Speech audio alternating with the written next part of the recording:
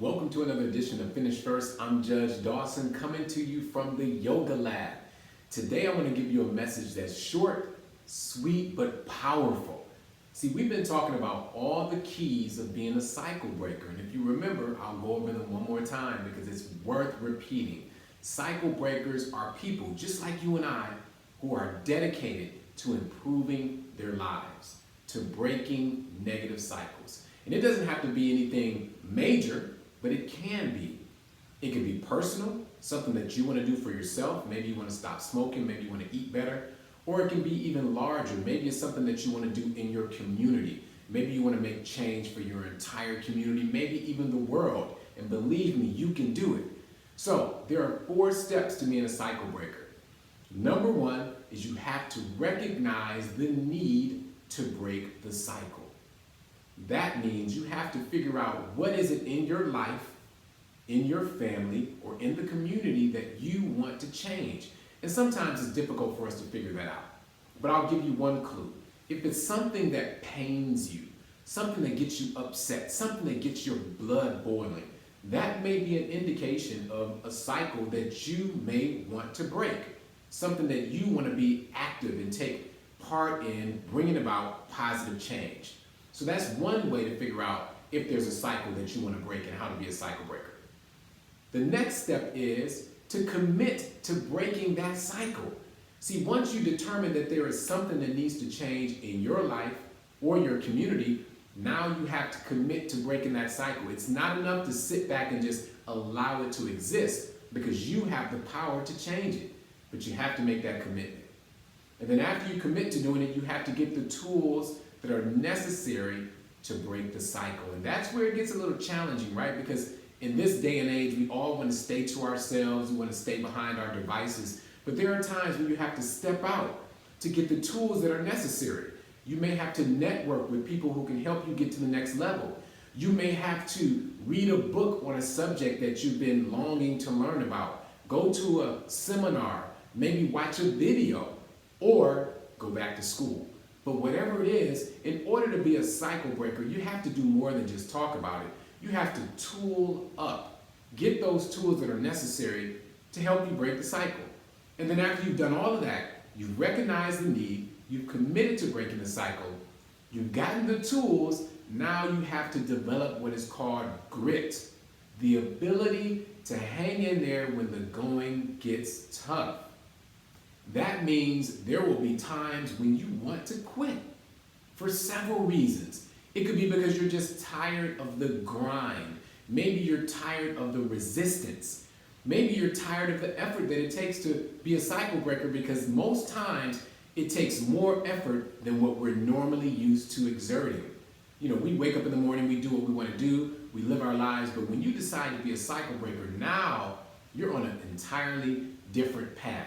And there will be times when that path is hard, when it's hard to keep going in the face of adversity, when it's hard to keep going when people are tempting you to go back to your old lifestyle or go back to doing what you were normally used to doing.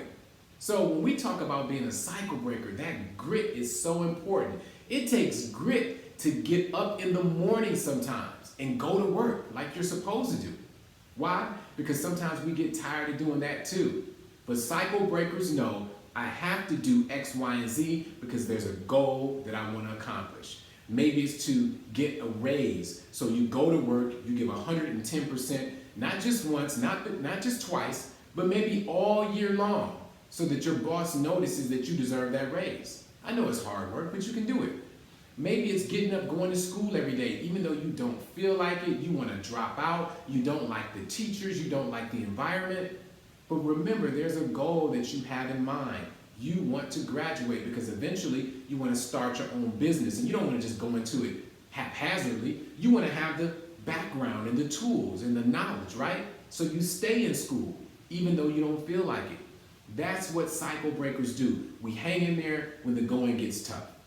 Now, today we're going to talk about something very important. And again, this is not a long topic because it's very short, very sweet.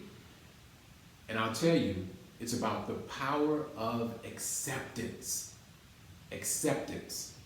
See, a lot of times we will recognize that things in our lives are not going exactly how we want them to go. Maybe you wake up one day and realize, you know what, I don't like the way my family treats me. And you know you want to change it, but then the key is sometimes we have to accept that that's the situation you're in. Let me give you another example. Maybe you'll wake up and say, you know what, X, Y, and Z, my friend, my business partner, my spouse, whatever it is, they treated me in a way that I didn't want to be treated. But see, the key is, do we accept that? Or do we suffer because we wish that the situation was different? And that's an important distinction, right? Because wishing is a fantasy. Planning is something that you can execute and something that you can accomplish. Wishing, it's good, it's similar to dreaming, right? But planning is when you put steps in place to move beyond your situation. So what I'm trying to get to today is that there are things that you just have to accept and stop wishing that they were different. Stop wishing that he or she would treat you better. Stop wishing that you had a better job. Stop wishing that you had more money in the bank. Instead, accept where you are. You don't have the money that you want in the bank. You don't have the friends around you that you need, and you don't have the relationships that will help you go to the next level. Now, with that acceptance, you can plan to move to the next level. Because again, there is a big difference between wishing something away and planning something away. So what I want to give you today is that encouragement to stop wishing that things were different. Accept where you are. Acknowledge exactly what the situation is, and then plan your way out of it. That's not just news for you or information for you, that's for me also. There have been many situations that I go through every day as a judge, as a cycle breaker, as a yogi, and I say, man, if things were different, if I had a different set of circumstances, if I had more of this or less of that, wow, things could be better. But instead, I have to accept this is where I am because this happened and this is what's at stake. So now that I can accept that, the question is, am I going to make the plans that will get me to the next level, or will I stay in this area where I'm just wishing things were different? I'm telling you that cycle breakers don't just wish. We don't just dream, we plan. So in order for you to take your life to the next level today, analyze where you are. Accept where you are. Did you drop out of school? Accept that you dropped out of school.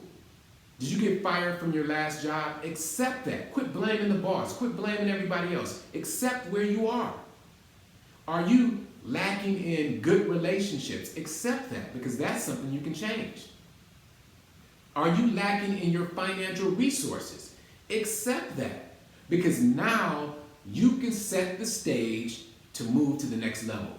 You'll never get to the next level as long as you're wishing things away, but once you start planning, that's where the power is. There is power in accepting where you are.